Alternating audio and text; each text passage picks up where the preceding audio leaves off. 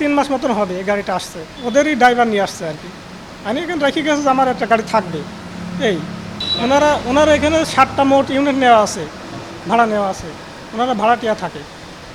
আগে 3টা নেওয়া ছিল, ইদানিং আবার এই যে ইয়ে আসছে, এই যে বাইরের লোকজন, বাইরের লোকের সঙ্গে ব্যবসা, ওনারা আসছে, ওনারা থাকা খাওয়া সব এখানেই করে। একজনের নামে বলতে পারি, বেলাল বেলাল সাহেব। এই কয়দিন আসার পরে থেকে আমি আর বেরোতে দেখিনি।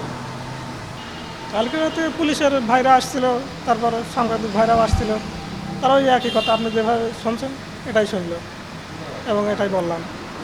তারা ওই যে কাগজপত্র ওই উপর থেকে সব সার্চ করে পাইছে, ওই কাগজপত্র তো আছেই, ওইটা ওই কাগজপত্র যা পাইছে তারা দেখেছে। পরে আমি শুনলাম, মানে আমি তো আগে জানিনি, কাগজপত্র যখন বের করে যখন ওনারা দেখছিল বা পড়ছিল, তখন ওনারা বললো যে আনোয়ার আলী গাড়ি। কারণ ওই কাগজপত্র তো আগে দেখাচ্ছিল না, আগে কাগজপত্র একটা সাইডে রাখা ছিল, তারা আর কি খুঁজে বের করেছে পুলিশে লোকজন। বলেছে যে আমার অনুমতি ছাড়া এই গাড়ি যেন বাইরে না যায়। ফেসবুকে দেখলাম ঝিনাইদহের সাবেক এমপি আনার আলীর একটি গাড়ি আমাদের কুষ্টিয়ায় পুলিশ লাইনের সামনে ফ্ল্যাটের নিচে পাওয়া যায়, এবং এটা নিয়ে অনেক সমালোচনা আলোচনা চলছে যে গাড়িটা এখানে আসলো কী করে। এই জন্য আমরা সাধারণ জনগণ এই ধরনের কার্যকলাপের সাথে যারা জড়িত তাদেরকে আমরা দৃষ্টান্তমূলক শাস্তির ব্যবস্থা চাই এবং ব্যবস্থা করতে হবে।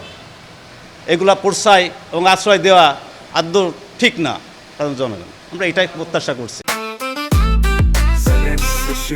জেনেক্সে শিফট করো, লাইফকে লিফট করো। কালকে আমাদের ওইটা শোনাতে রাত্রে পাঠাইছিলাম, তো গাড়ির মালিক লাগে ওইভাবে এখনো, সরি বাড়ির মালিক আর কি, হ্যাঁ কিভাবে গাড়িটা চালান কার অ্যাকচুয়াল এখন আমরা জানি না। তো যেহেতু উনি বাড়ির মালিক, ওনার কেয়ারটেকার, দুজনের মধ্যে জানাবে গাড়িটা কিভাবে ওখানে গেল, হ্যাঁ কার গাড়ি, ঠিক আছে। বাড়ির মালিকের নলেজে নাকি নাই, কেয়ারটেকার বলছে কে রেখে গেছে সে ওনাকে বলতে পারে না, মানে এরকম মানে ইয়া করবে, যেখানে আজকে টাইম লাগছে আজকে জানাবে, কাউকে রাত্রে বলতে পারলো না, আজকে উনি থেকে সবার সাথে কথা বলে জানাবে আর কি।